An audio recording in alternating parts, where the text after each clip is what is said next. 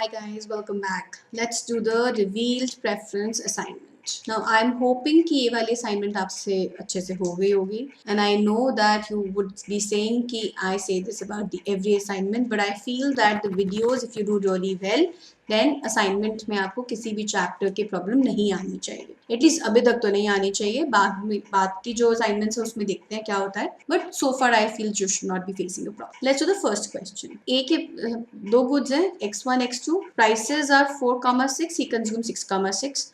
So my first set of prices is P1, P2 is 4, 6 and he consumed 6, 6. Second set of prices is 6, 3 and he consumed 10, 0. So this has gotten repeated. I hope it's not repeated in the physical copy that you got, but still. We are supposed to find out that whether it's being violated for warp or not. See, सर्व करने के लिए indirect relation चाहिए होता है. उसके लिए हमें minimum 3 set of prices तो चाहिए ही चाहिए होते हैं.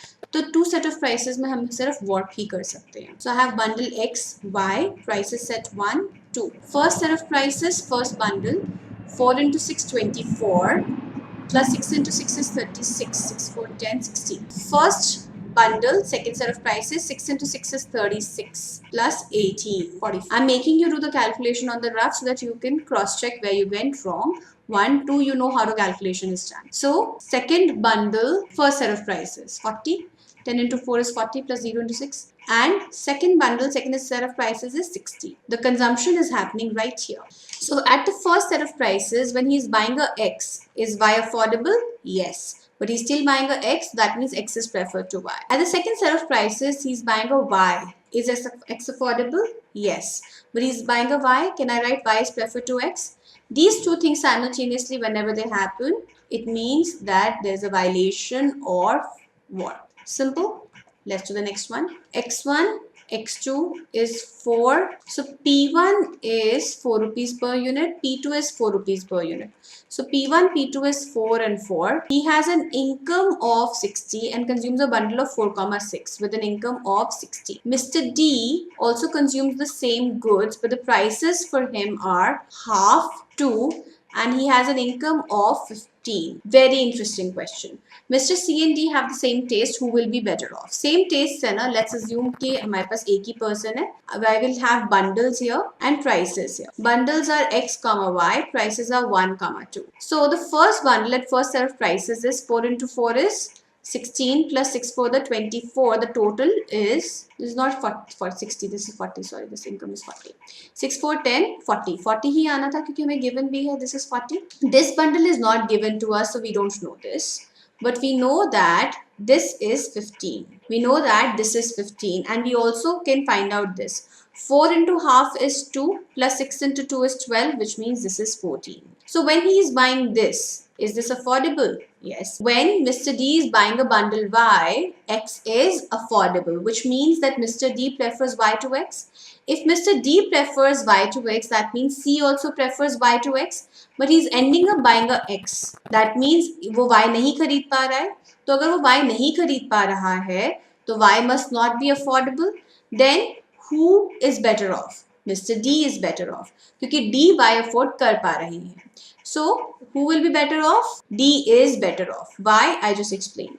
Given the above information about Mr. C and D, what would Mr. D consume such that it shows that he has differences in taste than Mr. C? Differences in taste के लिए क्या होना चाहिए? Differences in taste in Mr. D के लिए क्या होना चाहिए? Then this bundle, this question mark has to be greater than 40. This question mark has to be greater than equal to 40. If this question mark is greater than equal to 40, then that would mean कि Mr. C is buying X when Y is affordable, but he likes an X. And Mr. D is buying a Y when X is affordable, that means he likes a Y. Then they would have differences in taste. But right now, did you understand what I did? I calculated this bundle. ये bundle मैं calculate नहीं कर सकती. Question mark है. ये वाला निकाला, ये वाला निकाला. ये D का है, ये C का है. हमने बोला D अगर Y खरीद रहा है जब X affordable है, तो मतलब उसको Y पसंद होगा. अगर उसको Y पसंद है और D और C के taste same है, तो C को भी Y पसंद है. But C तो X खरीद रहा है ना. We always consume on the diagonal. C तो X खरीद रहा है. इसका मतलब C is worse off. There are three price sets at which three goods are consumed as shown in the following tables. We have to check for warp and SARP. Alright, so let's find out our warp and SARP. So first, second, third set of price, X, Y, Z bundles.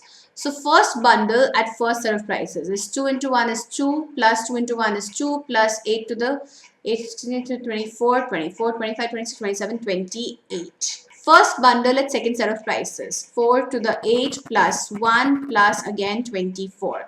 So 24 plus 1 is 20. 24 plus 9 is 33. First bundle at second set of prices. First bundle at third set of prices. 3 into 2 is 6 plus 2 into 1 is 2 plus 3. No, sorry. 3 into 2 is 6 plus 1 into 1 is 1 plus 2 into 3 is 6. So 6 plus 1 plus 6, which is 12, 13. Second bundle at first set of prices. This is second bundle. So 3 into 1 is 3. 4 into 2 is 8 plus 8 into 2 is 16. 16, 19 plus 8, 27. Second bundle at second set of prices. 4 into 3 is 12 plus 4 plus 16, which is 16 plus 4, 20. 20 plus 12 is 32. Second bundle at third set of prices. 3 into 3 is 9 plus 4 plus 4, 17. Third bundle at third set of prices. So 2 into 1 is 2 plus 12. 6 into 2 is 12 plus 16. So 16 plus 2 is 18. 18 plus 2 is 20, 30. Third bundle at second set of prices. 4 into 2 is 8 plus 6 plus 16. That is 30. Third bundle at third set of prices, 6 plus 6 plus 4 is 16. We are consuming these bundles. These are the bundles we are consuming. First set of prices. I am buying a X. When Y is affordable, X is preferred to buy Y. Second set of prices. I am buying a Y. When Z is affordable, Y is preferred to Z. Indirectly, X is preferred to Z. मैं पहले साथ कर रही हूँ ताकि आपको confusion ना हो. What तो आप कर ही चुके हो बहुत सारा. X is preferred to Y indirectly. Let's check when Z is being bought. X is affordable. That means Z is preferred to X. That means SARP is being violated. ठीक है, ये मैंने थर्ड सेट ऑफ प्राइसेस पे देखा. जब मैंने Z खरीदा तब X अफोर्डेबल था ना, तब भी मैंने Z खरीदा. So Z is preferred to X. That means SARP is violated. ठीक है, फर्स्ट इनडायरेक्ट रिलेशन. ठीक है, सेकंड इनडायरेक्ट रिलेशन करें. फर्स्ट सेट ऑफ प्राइसेस पे at the first set of prices I am buying, I can't compare X and Z. At second set of prices, can I compare X and Y and Z? X, no. Okay, so I can do this. That at first set of prices, I prefer X to Y. At third set of prices, I can see that I prefer Z to X, which implies that indirectly Z is preferred to Y, which implies that indirectly Z is preferred to Y. At the second set of prices, I can see that when Y is being bought, Z is affordable, which means Y is preferred to Z. Again, SARP is violated. So these are the cases of SARP that you can do. For warp, you will see that when this is being bought, this is affordable, so X is preferred to Y. When this is being bought, this is not affordable, warp is not being violated. When this is being bought, this is affordable, which means Y is preferred to Z. When this is being bought, this is not affordable, which means warp is not violated. When this is being bought, this is not affordable, which means warp is not being violated. So warp is not violated at all. SARP is violated throughout. In social security adjustments, what price changes would make the person as well off as earlier, no matter what the preferences they had. मतलब क्या चाहते हो आप? आपके पास एक prices थे, आपके कोई भी prices change हुए, आप वापस आए तो आप E0 पे आओ, आगे ना जाओ, right? Irrespective of the price preferences, हमें बताना है price change क्या होगा. तो price change हम दो कर चुके हैं. We have done P1 rise is greater than P2 rise. We've also done P1 rise is less than P2 rise. इन दोनों केसेस में तो as well off था नहीं, तो किस में होगा? When P1 rise is equal to P2 rise. तो उससे क्या हुआ? आपकी ये बजट लाइन थी ओरिजिनली, आपके प्राइसेस बड़े पैरेलली आउटवर्ड इनवर्ड शिफ्ट हुई, आपने उसको अफोर्डेबल कराया, वो पैरेलली आउटवर्ड शिफ्ट हुई, तो आपके पास जो बजट लाइन पहले थी वही बजट लाइन दोबारा आ गई. तो आप जिस पॉइंट पे पहले कंज्यूम करे थे उसी पे करोगे ना, कोई और पॉइंट तो आपको ज्यादा सैटिस्फैक्शन देगा नहीं. So when P1 increase is equal to P2 increase, then this case is true. And at what preferences would the same thing happen no matter what the price change?